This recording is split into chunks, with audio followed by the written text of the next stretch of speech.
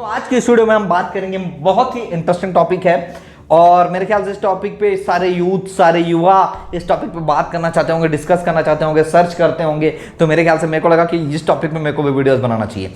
तो सबसे पहले मैं बात करता हूं कि शादी कब करना चाहिए, कब करना चाहिए मैरिज। शादी करने का सही टाइमिंग कब होता है, कब करना चाहिए शादी, और शादी करने के लिए राइट टाइम क्या होता है, राइट डिसीजन कब लेना चाहिए कि मैं अब शादी करने के लिए प्रिपेयर हो गया हूं, अब मुझे शादी कर लेनी चाहिए। ये सिर्फ फिजिकल एडवांटेज के लिए नहीं किया जाता है, ये मेंटली रूप से कनेक्ट होना भी बहुत जरूरी है शादी के लिए। ठीक है, ऐसा नहीं है कि हम जवान हैं, जवानी में उबाल है तो हम तुरंत शादी करने के लिए प्रिपेयर हो जाएं या हम तुरंत शादी कर लेना चाहिए, ऐसा बिल्कुल भी नहीं करना चाहिए। आपको सबसे पहले फाइनेंशियली प्रिपेयर होना चाहिए शादी करने के बाद, क्योंकि अगर आप शादी करने के बाद भी वही स्ट्रगल कर रहे हो जो आज कर रहे थे, आप बाकी दिनों से करते आ रहे हो, तो मेरे ख्याल से आपको शादी अभी नहीं करना चाहिए। क्योंकि शादी का सही टाइम वो होता है जब हम किसी लड़की से अगर शादी कर रहे हो, स्पेशली लड़कों के लिए, तो हम उस लड़की से शादी करने के बाद हम फाइनेंशियली दिक्कत हमको नहीं होना चाहिए, फाइनेंशियली प्रॉब्लम हमको नहीं होना चाहिए। देखो, लाइफ में प्रॉब्लम कभी भी आ सकते हैं, बट हम कोशिश करें ना कि हम जो बचपन से जो प्रॉब्लम देखते आ रहे हैं अपने जिंदगी में, वो प्रॉब्लम आज हमको फेस ना करना पड़े। कोई नया प्रॉब्लम अगर आ जाता है खुद से तो वो अलग चीज होता है। ठीक है, जैसे एग्जांपल मान लो कि आज आप 25 साल के हो, ठीक है, लोगों के कहने से आप शादी करने के लिए तैयार हो गए हो कि मुझे लोग कहते हैं तो मुझे शादी कर लेना चाहिए। ठीक है, ये अच्छी बात है, लोग कहते हैं आप सुनते हो, अच्छी बात है, सुनो, कोई दिक्कत नहीं है आप। लेकिन अगर मान लो आप 25 साल के हो और आप अपने जिंदगी में कुछ करना चाहते हो, कुछ अचीव करना चाहते हो, अभी आपका स्ट्रगल पीरियड है, आप कहीं पर भी सक्सेस को गेन नहीं किए हो, तो मेरे ख्याल से उस टाइम पे आपको शादी नहीं करना चाहिए। क्योंकि आप पहले सफलता को गेन तो कर लो, आप जब तक सफल होगे नहीं, आप शादी का डिसीजन कैसे ले सकते हो। आप जब तक अपने उस मुकाम तक नहीं पहुंच जाते जहां तक आप पहुंचना चाहते हो, एक अच्छे लेवल पे, कहना चाहिए कि यदि आप का गोल बहुत बड़ा है तो एटलीस्ट अपने गोल को आधा आप टच कर लिए रहो। ठीक है, अगर आप जॉब पाना चाहते हो तो एटलीस्ट आप अगर गवर्नमेंट जॉब के तलाश में हो तो गवर्नमेंट जॉब ना सही, बट आप किसी न किसी सेक्टर पे हो जहां पर आप अपने आप को चला सको, अपने फैमिली को चला सको। आपके अंदर सेल्फ बिलीव होना चाहिए कि विदाउट आपके फैमिली के आप अपने घर परिवार को चला सकते हो।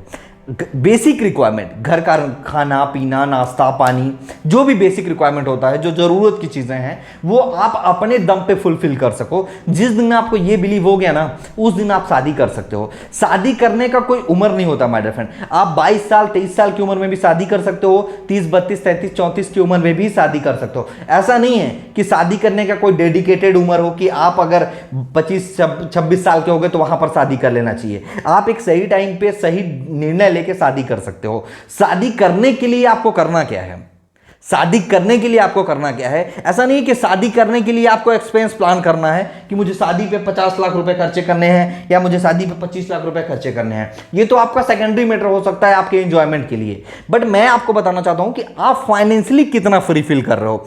शादी करने के बाद क्या आप अपने वाइफ के साथ इंजॉय कर पा रहे हो, क्या आप उसके साथ अपना टाइम स्पेंड कर पा रहे हो, क्या आप उसके साथ ये प्लान कर सकते हो कि आप लोग बाहर कहां कहां जा रहे हो, कहीं बाहर जा सकते हो अपने हनीमून पे। ये अगर ये सब आपके अंदर में प्लान नहीं है तो मेरे ख्याल से अभी शादी का डिसीजन थोड़ा सा 1-2 साल के लिए पोस्टपोन कर सकते हो अगर आप चाहो तो। अगर आप 25 26 27 28 साल के हो तो आप 2 साल रुक सकते हो, आप 30 31 तक वेट कर सकते हो, क्योंकि 30 31 तक आप एक सही जगह पे पहुंच सकते हो अगर चाहो 2-3 साल मेहनत करके। देखो, ऐसा नहीं है कि शादी के बाद सफलता हासिल नहीं किया जाता है, मैं ऐसा बिल्कुल भी नहीं कह रहा हूं कि जो लड़की आएगी वो आपके ऊपर डिपेंडेंट होगी, बट किसी भी लड़की को अगर आप उसके आने के बाद 1-2 साल के अंदर में अगर उसके साथ में ज्यादा टाइम स्पेंड करते हो, आप उसके साथ में ज्यादा टाइम उसको दे पाते हो, तो मेरे ख्याल से वो ज्यादा हैप्पी फील करेगी as compare to the other.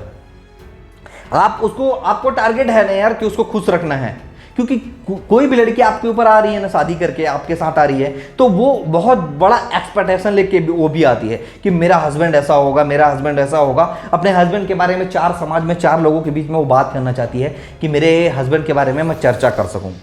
तो आप पहले खुद को उस लायक बना लो कि मैं फाइनेंशियली फ्री हूं, मुझे बेसिक रिक्वायरमेंट के लिए पैसा कमाने का जरूरत तो है, बट मैं अपना लाइफ स्टाइल को यदि इंप्रूव करना चाहता हूं, अगर मैं अपने लाइफ में एंजॉय करना चाहता हूं, कहीं बाहर जाना चाहता हूं, तो मुझे सोचना ना पड़े। आज की डेट में वो मिनिमम रिक्वायरमेंट होता है 50,000 से 1 लाख के बीच में। अगर आप वहां तक नहीं पहुंच पा रहे हो तो आप अपने परिवार को अच्छे तरीके से नहीं चला सकते माय डियर फ्रेंड।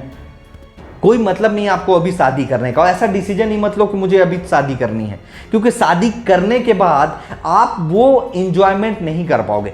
अब आप बोलोगे कि यदि हम लोग गरीब हैं, हमारे परिवार में पैसे वाले नहीं हैं लोग, हमारे परिवार में कोई पैसा वाला नहीं है, तो हम कैसे ये डिसीजन ले लें, हमको ये डिसीजन नहीं लेना चाहिए, हम नहीं ले सकते, हम 50,000 महीने का नहीं पहुंच सकते। ऐसा नहीं है ना यार कि आप 50,000 महीने का नहीं पहुंच सकते, या आप 30,000 महीने का कमा रहे हो ना, 20,000 महीने का तो कमा रहे होगे ना, 15,000 महीने का तो कमा रहे होगे ना। कुछ पैसा इन्वेस्टमेंट करो ताकि 2, 4, 5, 10 लाख रुपए आपके बैकअप में हो जाए, ताकि आने के बाद आप कुछ कर सको, अपने वाइफ के साथ कुछ नया इनिशिएटिव, नया स्टार्टअप कर सको, क्योंकि पैसा तो चाहिए ना।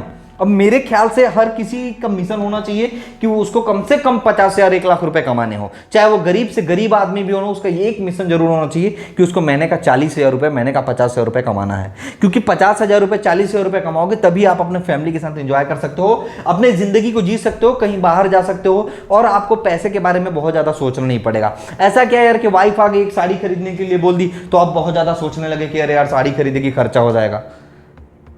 आपके पेरेंट्स अगर कुछ बोल देते हैं कुछ कपड़े खरीदने के लिए या किसी भी चीज के लिए, आपको सोचना पड़ जाए कि अरे यार कपड़े खरीदूंगा तो मेरा अगले महीने का बजट गड़बड़ा जाएगा। ये प्लानिंग नहीं होता ना। पहले फाइनेंशियली आपको स्टेबल होना जरूरी है। मेरा मानोगे तो शादी से पहले आप एटलीस्ट कम से कम 1-2 इनकम का सोर्स बना लो, जहां से आप 50,000, 1 लाख रुपए महीने का कमा सको, और उसके बाद आप शादी का डिसीजन लो। कोई दिक्कत नहीं है। आपका उम्र अगर 25 साल है तो 2 साल रुक सकते हो, 27 है तो 2 साल रुक सकते हो, अगर 30 के हो तो 32 तक रुक सकते हो, कोई दिक्कत नहीं है। आप 22-23 में सोच रहे हो तो आपके पास तो पर्याप्त टाइम है। आप अपने आप को अच्छे से स्टेबल कर लो, मेहनत कर लो ना यार, शादी से पहले मेहनत कर लो, ताकि हम एक एटलीस्ट अगर करोड़पति नहीं भी बन रहे हैं ना, तो हमारे पास इतना सोर्स ऑफ इनकम होना चाहिए कि हमारी वाइफ को कभी प्रॉब्लम नहीं होना चाहिए फाइनेंशियली। ये सोच के आप अपने जिंदगी में काम करना चालू करो, इस माइंडसेट के साथ प्लान करो अपना शादी करने का, क्योंकि एक सही डिसीजन तभी होगा जब आप चारों साइड से सही डिसीजन ले पाओगे। आप ना नॉट ओनली फाइनेंशियली, ठीक है, आप मेंटली रूप से भी प्रिपेयर होना चाहिए कि मेरी जो पार्टनर आ रही है, मेरी जो लाइफ पार्टनर आ रही है, उसके साथ में मैं कैसे कनेक्ट हो पाऊंगा, कैसे उसको मैं टाइम दे पाऊंगा, कैसे वो और मैं दोनों अपने लाइफ को, मैरिज लाइफ को इंजॉय कर पाएंगे।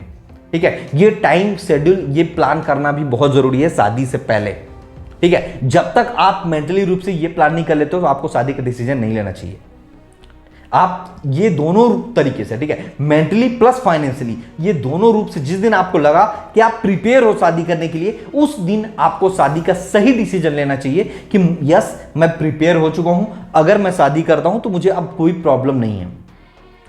अलग से कोई प्रॉब्लम आ जाता है, आपके घर में किसी का तबीयत खराब हो जाता है, वो अलग चीज हो जाता है, बट उससे पहले भी तो प्लान करना जरूरी है ना। अगर उससे पहले आप प्लान नहीं करोगे तो ये चीजें तो अलग मेथड में हो जाएगा ना फिर, कि नहीं जो होगा सो चलेगा। देखो जो होगा सो चलते रहेगा, वो तो लाइफ टाइम चलते रहेगा, कुछ ना कुछ कुछ ना कुछ, बट आपका प्लानिंग तो होना चाहिए ना कि मुझे इस लेवल पे जाने के बाद शादी करना है, मुझे इस लेवल पे पहुंचने के बाद शादी करना है। एक लेवल कोई सा भी, छोटा हो बड़ा हो, एक फाइनेंशियली स्टेबिलिटी जहां पर आप 20-30 हज़ार रुपये, 40 हज़ार रुपये, 50 हज़ार रुपये, जो भी आपका गोल मिशन है वहां तक आप पहुंच सको। आप अगर लोअर मिडिल क्लास से आते हो ना, यानी एकदम गरीब हो, तो भी आपका एक मिशन होना चाहिए कि मुझे 20-25, 15-20 महीने तक पहुंचना है, उसके बाद ही शादी करना है। अगर आप मिडिल क्लास से आते हो ना, तो आपका टारगेट होना चाहिए 30-40 के आसपास कम से कम, ताकि पहुंचने के बाद ही मैं शादी करूं। अगर आप अपर क्लास के हो तो आपको तो शुरू से पता होगा कि आपको पैसा गेन करना है और किस लेवल तक पहुंचना है, क्योंकि आपका लाइफ स्टाइल ख्वाहिश उस टाइप से होगा। ठीक है, तो आशा करता हूं कि वीडियो आपके लिए काफी इंफॉर्मेटिव होगा और आप अपना शादी का सही डिसीजन कब ले रहे हो नीचे कमेंट करके जरूर बताना। चैनल पे नए हो तो सब्सक्राइब कर लिए रहना, क्योंकि यहां पर मोस्ट इंस्पायरिंग इंफॉर्मेटिव वीडियोस आपको टाइमली बिना लेट किए मिलता रहता है। तब तक के लिए बाय गाइस, मिलते हैं मेरे नेक्स्ट वीडियो में नए दोस्त, नए टॉपिक और नए उमंग के साथ।